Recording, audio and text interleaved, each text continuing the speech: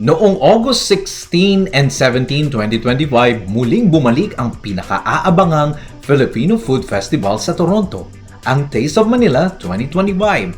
Ginanap ito sa kahabaan ng Bathurst and Wilson na kilala rin bilang Little Manila at nagtampok sa temang Resilience and Diversity. Sa pagbubukas ng selebrasyon, nagbigay ng mainit na mensahe si Toronto Mayor Olivia Chow para sa lahat ng dumalo at patuloy na sumusuporta sa masiglang kulturang Pilipino sa lungsod. Because I met with Rose and the entire team over at that put together the Taste of Manila. So we had a meeting with the Filipino community at City Hall in my office, and they said, we will never give up. We will continue to come together. We will continue to celebrate the Filipino culture. We are resilient. Wow! Bukod sa masasarap na pagkaing Pilipino mula sa iba't ibang food vendors, inaabangan din dito ang taong-taong makukulay na pagtatanghal mula sa mga lokal na artista. Kabilang narito ang mga talento ng JDL Performing Arts. My name is Josie De Leon. I am the founder of JDL Performing Arts. I am here supporting Taste of Manila as I've always been in many years. I remember when this first started. So until now, I'm still here supporting this event. So maraming salamat to the organizers of Taste of Manila for having an event like this para sa atin. Ano? This is not just for the Filipino community. Ito ay para sa lahat. No? Pero ang maganda dito, yung mga tao dito sa Toronto, they get to know about our culture, about the food, and the hospitality of the Filipino is talagang something that we Filipinos should be proud of.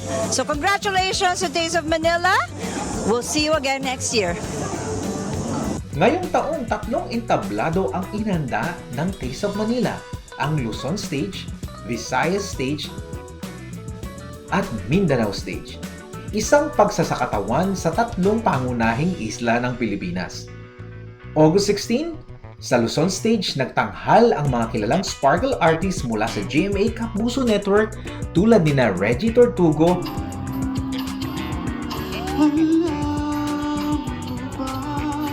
G-Force dancers Pipita Cortez, Yes, I was raised and born in the 36th state of North America near Oregon. You can find a big potatoes. Kailin Alcantara,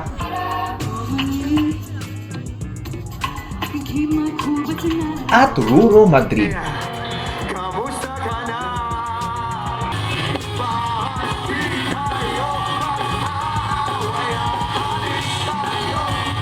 Samantala, sa Mindanao Stage, kinilig naman ang mga manonood sa pagtatanghal nina Inigo Pascual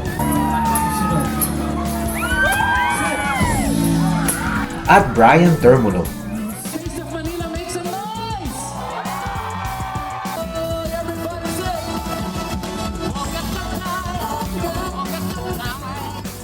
August 17, muling pinasaya ng comedy queen Ai de las Alas ang Luzon Stage bilang pangunahing artista sa araw na iyon.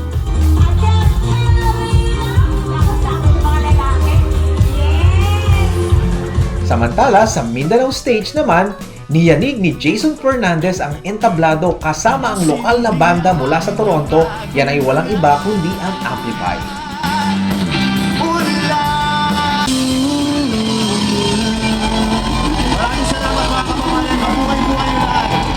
Ang Taste of Manila ay patuloy na nagsisilbing tulay sa pagitan ng kulturang Pilipino at ng mas malawak na komunidad ng Toronto.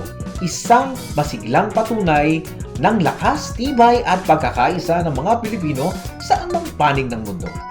Mula dito sa Bathurst and Wilson, ako po ang inyong lingkod, Kuya JDL. Maraming salamat po sa inyong panonood. Jason Fernandez, and thank you for watching Taste of Manila 2025.